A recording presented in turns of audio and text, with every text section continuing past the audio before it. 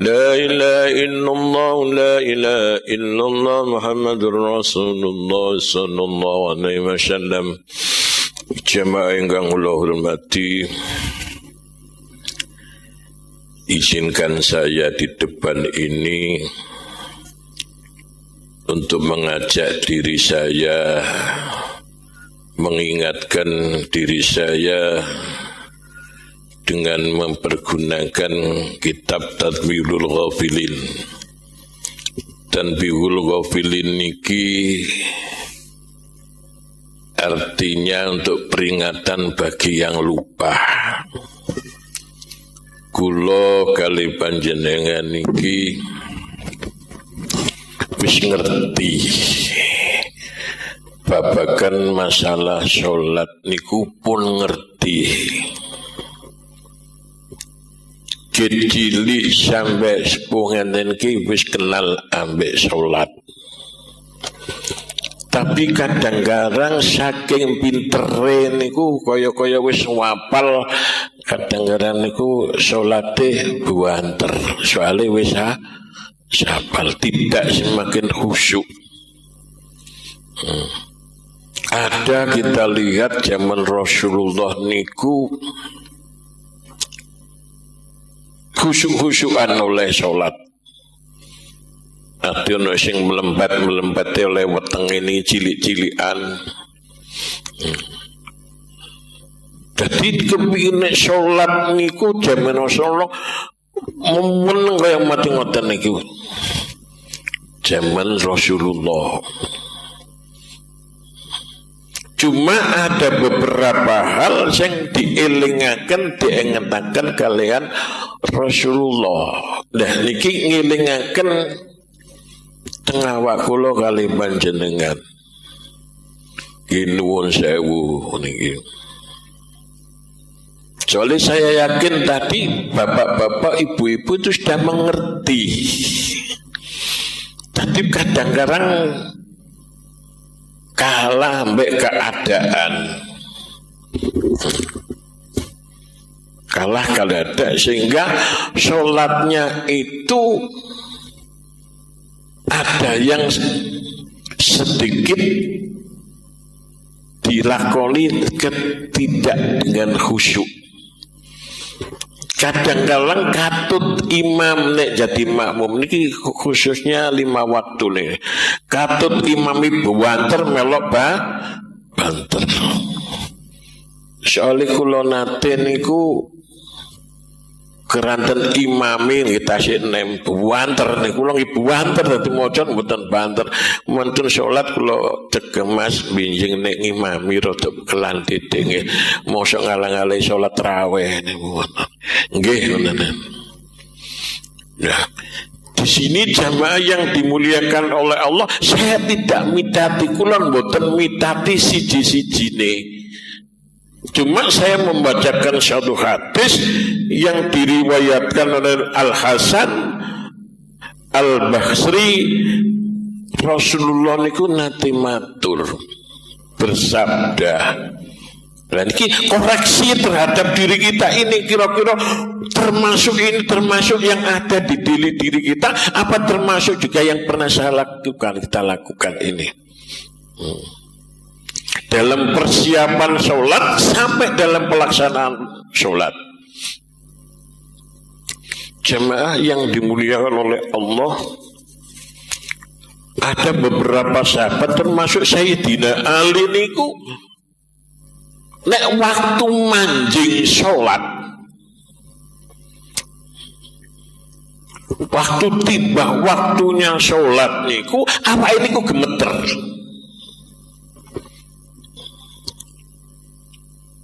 Awak ini kok gemeter sampai ditangleti, ada apa? Kok sampai berubah warna mukanya gemeter itu?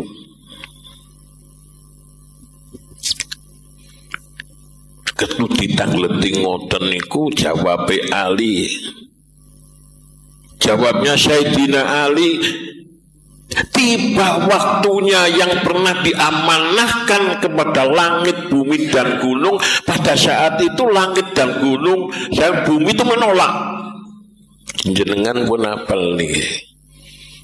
Karena beratnya amanah itu, tapi ditampi oleh manusia. Nah, termasuk kula lali panjenengan ini kebagian dalam melaksanakan amanah sebagai manusia ini. Nah, iso ngelakoni amanah ini tentunya ada pada kenikmatan yang luar biasa, yang bagus, yakni surga. Tapi Masya Allah, amanahnya ini amanah yang ada hubungannya dengan manusia, juga hubungan dengan Allah Subhanahu wa ta'ala. Duribat alaikumudillah aynama sukifu ila bihabdullah habli minan nas. Ini kula lan metati, kula nanti dalam khutbah kemarin tahun 1445 kita metati itu. Kekurangan kesalahan kita dalam secara horizontal dengan manusia, dengan istri, dengan anak, dengan orang tua, dengan tetangga, itu akan kelihatan semua. Barangkali kita kalau mengevaluasi yang harus kita perbaiki juga di tahun 1446. Secara vertikal kita hubungan dengan Allah. Dengan Allah apa? Mulai sholat ini. Sehingga pada saat sahabat Ali bin Thalib keder, wow, saking wedine kira-kira aku iso nggak ngelakoni amanah iki, mau sholat mantu. Bahkan Ali niku, Sayyidina Ali niku kalau wudu sering nangis, khawatir kalau wudunya ini tidak sempurna. Kalau sudah wudunya itu tidak bagus, otomatis sholatnya ini khawatir tidak sah. Tuh niki kula kali panjenengan iki kudu imitati nek wudu ki wis bener apa gak, tangan iki kira-kira wis resik apa gak diwudoni, apa masih kena minyak-minyak katene. Tadi pagi sekitar jam 9:30 saya itu silaturahim pada jamaah saya di Ngadiboyo sana. Kakinya itu karena luka, kena jatuh sepeda motornya. Nggak sholat, alasannya kakinya itu masih sakit katanya. Nah, padahal dia asalnya sholatnya ya rutin, karena sakit kakinya luka itu katanya sakitnya luka kakinya enggak sholat. Ya sholat Pak Amin tidak ada keringanan gara-gara loro kayak ngono gak sholat, enggak ada, tetap harus sholat. Ya ini hati-hati dalam wuduhnya itu sambil nangis itu. Jemaah yang dimuliakan oleh Allah sebenarnya tidak Ali saja. Al-Hasan bin Ali radhiyallahu anhu juga tak butuh berubah warnanya, mukanya itu pucat. Ketika ditanya jawab, saya akan berdiri di depan raja yang maha kuasa, yakni Allah Subhanahu wa ta'ala. Ini jamaah yang dimuliakan oleh Allah, tidak main-main. Memang kalau kita sholat tidak main. Salah satunya atau hal yang tidak bisa ditawar-tawar lagi ini, yang kita khawatirkan adalah ibadah kita, sholat kita ini tidak diterima oleh Allah. Makanya juga saya sering mengingatkan juga bagi orang-orang yang kerja yang pakai celana. Karena celana tidak bisa ditarik ke atas yang tinggi, dia mengencengnya dengan berdiri, cipratan-cipratan air kencing ini bisa membawa siksa kubur. Karena apa? Kalau kita ini kena najis, maka sama kita itu sholatnya tidak sah, sama dengan tidak sholat. Matur suwun. Maka jamaah yang dimuliakan oleh Allah Subhanahu wa ta'ala, diingatkan juga Rasulullah nanti juga menyampaikan ini kepada Al-Hasan Al-Basri matur. Ala ukhbirukum bi aswanin nasi syariqah. Gelem toh awakmu tak ngerti ya. Kebusukan apa? Pencurian orang di dalam sholat itu. Sahabat matur, qalu bala ya Rasulullah. Sahabat berkata, ya Rasulullah. Akhirnya qala alladhi yashriku min sholatihi, ngerti awakmu kira-kira pencuri dalam sholatnya, orang yang sholat itu. Qila kaifa ya Rasulullah min sholat. Terus pundi mencuri wong sholat kok mencuri. Rasulullah jawab, qala la yutim ruku'aha wala sujudaha, yaitu wong ketika rukuk dan sujud. Masya Allah, banyak diantaranya orang rukuk dan sujud di dalam sholat itu kayak wong kaget. Tul gitu. Tidak disempurnakan rukuknya sebagaimana syariat tuntunannya. Orang yang rukuk dan sujud itu yang benar bagaimana. Panjenengan sudah banyak informasi itu, tapi kadang-kadang kesusu-susu. Dengarkan itu. Apalagi panjenengan itu punya imam. Kita belum masa juga membaca Subhana Rabbiyal Azimi wa bihamdihi, belum sampai 3 kali imam wis ngadeg. Imam sudah berdiri, kita masih Subhana Rabbiyal Azimi. Masih 2 kali imam ngadeg, nututi imam sehingga saya sampai 3 kali itu. Jadi hati-hati itu. Sujud juga demikian. Sekian nempel imam wis ngadeg mana. Mungkin kalau 1 kali kalau sholat sunat ya nggak biasa seperti tarawih itu. Tapi kalau sholat fardu ini kan disunat 3 kali. Maka saya pernah juga waktu di Mekah itu sholat asar sujudnya lama sekali. Hingga sampai dengaran ya. Sebelah saya itu balik ngadeg balik lu kemana ngadeg lu emang berdiri gini sujud kembali lagi karena lama. Menikmati seninya orang yang sedang sujud itu, dinikmati sujudnya. Kita sedang merendahkan di tawaddu ilallah seperti itu. Maka tidak heran juga ada sahabat pada saat itu. Ini Abu Bakar As-Siddiq pada saat Rasulullah sakit, Rasulullah perintahkan sahabat Bilal supaya apa? Mewakili jadi imam. Kata sahabat Bilal, Abu Bakar tidak kuat nanti kalau jadi imam, pasti akan menangis dan tidak bersuara. Tunjuk Umar saja. Tetap Rasulullah masih menunjuk Abu Bakar Siddiq. Baru Siti Aisyahnya Siti Aisyah untuk menyampaikan, baru akhirnya Umar yang ditunjuk lagi. Karena saking khusyuknya Abu Bakar As-Siddiq itu tidak mampu setiap sholat itu meneteskan air mata. Ini jamaah yang dimuliakan oleh Allah. Kula lan panjenengan iki masih terbawa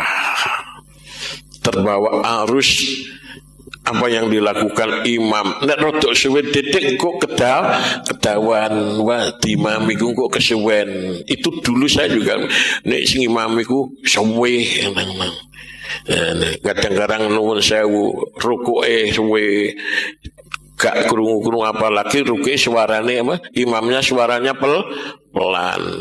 Ya. Terutama sujud kalau imamnya suaranya pelan gitu, nggak tahu kalau sudah bangun dari sujudnya itu kan. Ini karena suaranya lirih. Maka pada saat tertentu memang perlu seperti sholat maghrib, isya, subuh, suara dijaharkan, dikeraskan. Apalagi makmumnya banyak. Kalau siang baru mungkin agak disirikan, agak pelan. Ya, jangan sampai imam ini juga makmum harus tahu tanggung jawabnya makmum itu. Kalau di belakang imam sebagai makmumnya harus nantinya kalau ada kesalahan imam harus bisa mengingatkan atau ganti. Kalau imamnya pasti ada di depan imam terus batal, kentut imamnya. Nah, terus imam juga matur, maaf saya ngentut, lanjutkan sebagai imam. Nanti imamnya nyamping, yang di belakang 2 langkah ke depan bisa langsung melanjutkan. Saya pernah ditanya pas ngaji, Yai gimana kalau imamnya gentut?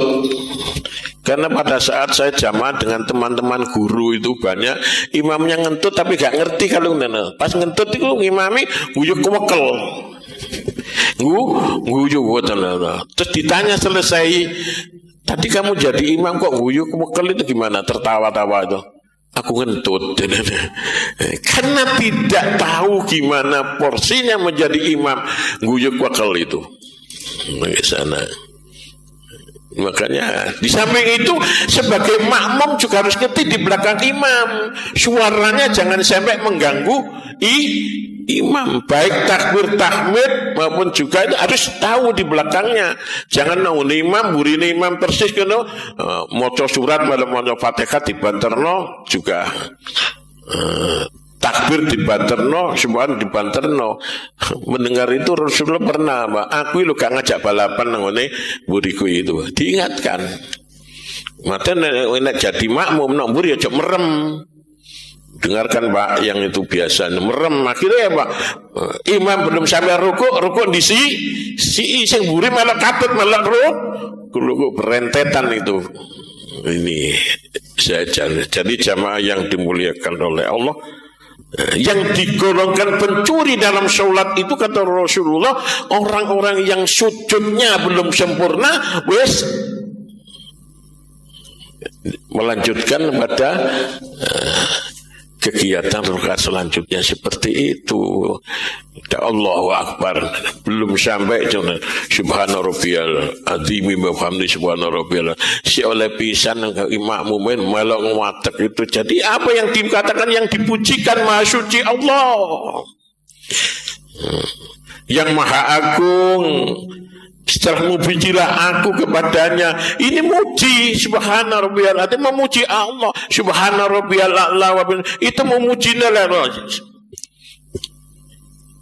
Muji, mukanya ayo sama-sama saya juga belajar untuk khusyuk dalam sholat, menikmati sujud itu ditemblekno sirai sing enak subhana rabbiyal a'la, sirap ditundukkan untuk tawadhu kepada Allah subhanahu wa ta'ala, dinikmati itu. Mari rukuk juga dinikmati, pumpung kakinya ini masih kuat.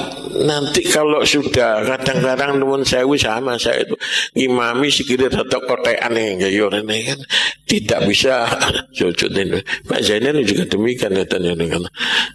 Dan mereka tuh capek nonton kan gitu. Ibu-ibu kan juga begitu. Yang sepuh niku ngerasane kotekan gitu masuk duduk di kursi itu. Jadi jamaah yang dimuliakan Allah, hanya sekedar ini saya mengingatkan diri saya dan para jamaah, mari kita toto wudu kita hati-hati. Kalau anak-anak sih nuwun saya mungkin nanti didandani pelan-pelan biar ciplik sisi radi gambior ya sudah. Nanti pelan-pelan mereka tahu. Diingatkan paling ya gitu lagi anak-anak masih kan begitu. Apa wudu itu enggak ngerti masalahnya. Pokoknya melok-melok ngusap tangan kepala ya sengguyu aja kita nanti diingatkan balik kita. Kalau panjenengan sama saya, mari air wudhu ini kita toto, jangan sampai kita kayak tangan ini kayak wiji aja, tapi disempurnakan sesuai dengan tuntunan wudhu yang baik itu bagaimana rukuk sujud dan bagaimana. Saya tidak perlu ngurui, panjenengan sudah pinter melihat di YouTube itu gimana caranya sujud dan rukuk yang bagus, panjenengan sudah pinter semua. Saya berharap mudah-mudahan saya mewakili panjenengan di depan sebagai imam ini juga bisa melaksanakan menjadi imam yang baik mewakili panjenengan. Al-Fatihah.